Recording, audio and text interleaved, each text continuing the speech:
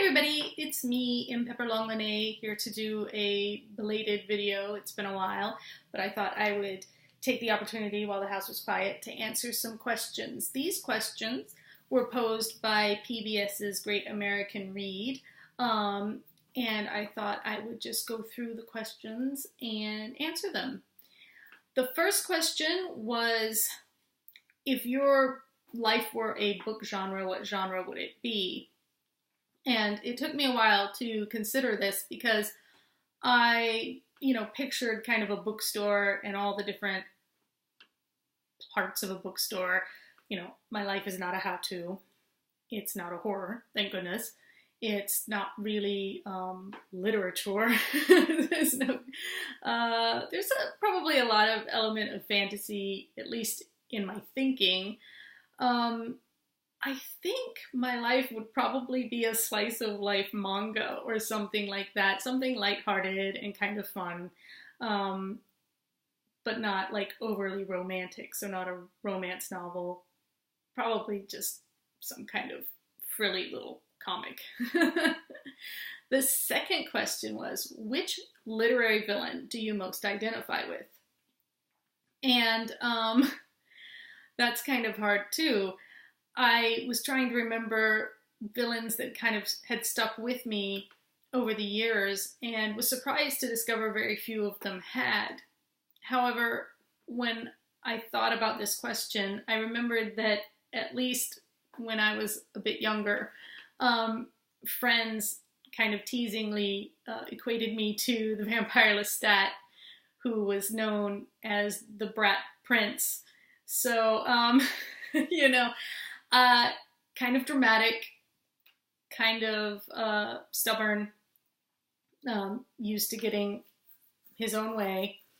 And I guess that is me to some extent, or at least it used to be. I hope I've outgrown it. And we'll talk a little bit about that at another question. But I guess, I do identify with the vampire Lestat, who was a villain in the first book, Interview with the Vampire, and then became something of an anti-hero, and then eventually transitioned into being a hero of sorts, which, oddly enough, is the point at which the books failed to interest me any longer. But we'll talk about that in a couple more questions.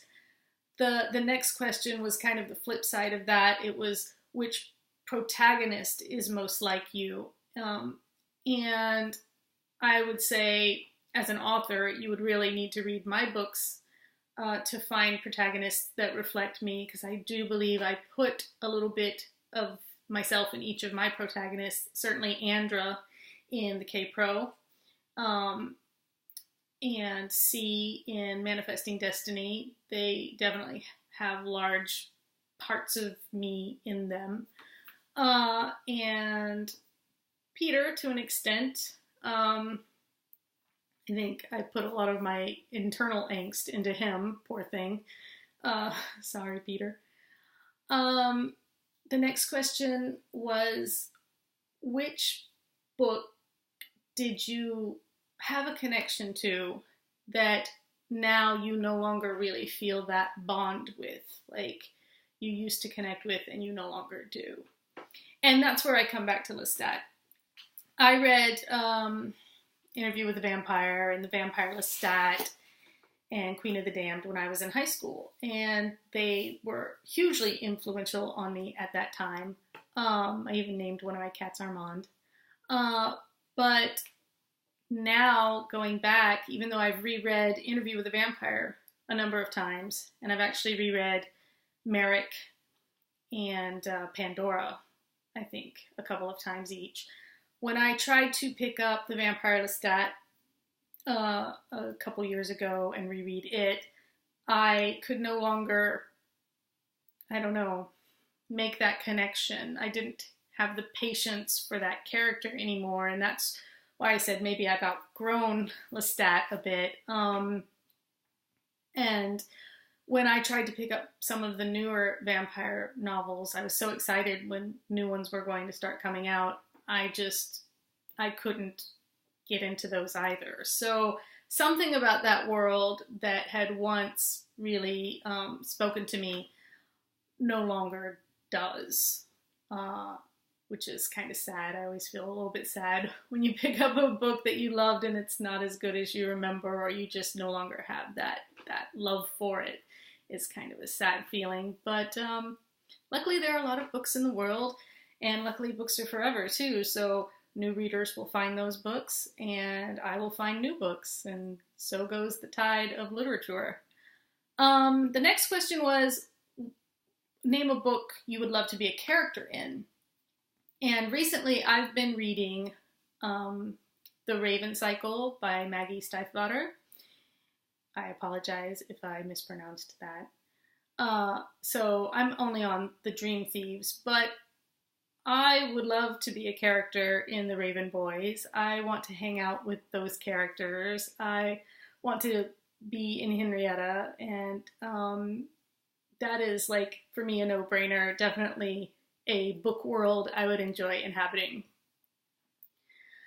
The next question is, how do your reading habits reflect your personality? I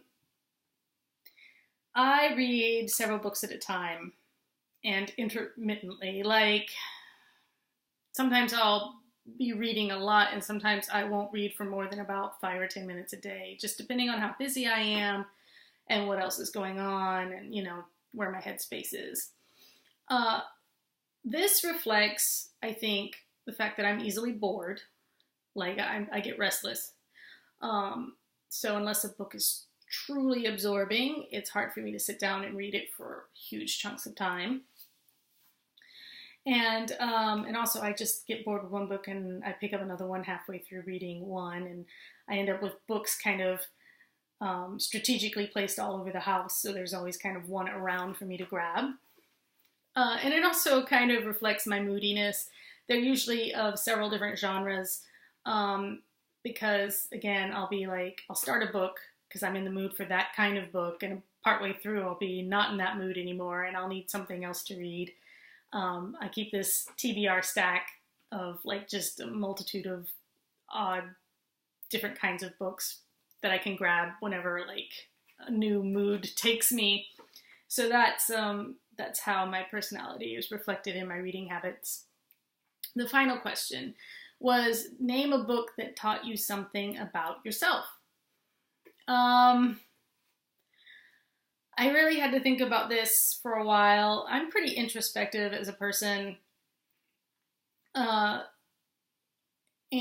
so I don't want to say a book can't teach me something about myself. Books can always do that or surprise you or something.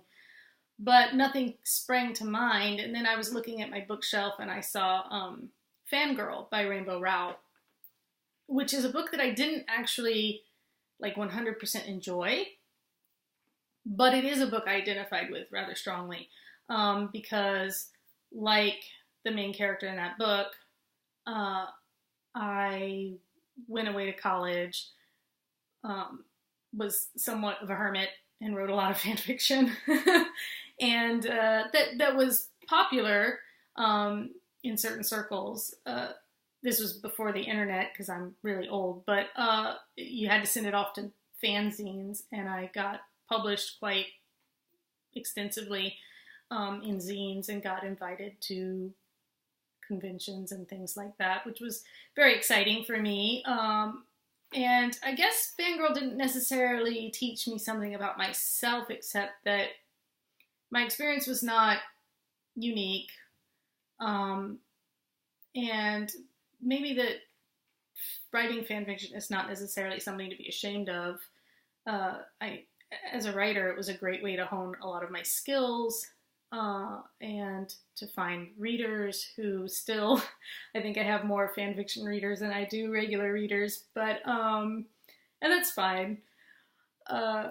It's sometimes easier to tap into an existing audience than to find a new one as an author, and that's just, a reality.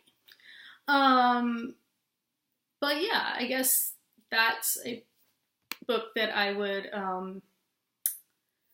say, had an influence or taught me something or at least gave me some perspective. So those are all the questions. And I would love to hear from you, maybe some answers that you might have to them, like what genre you think your life would be, or which villains or protagonists you identify with, or which books you just no longer feel connected to that you used to love. So let me know in the comments or send me more questions for more videos. And I love hearing from you. And until next time, take care.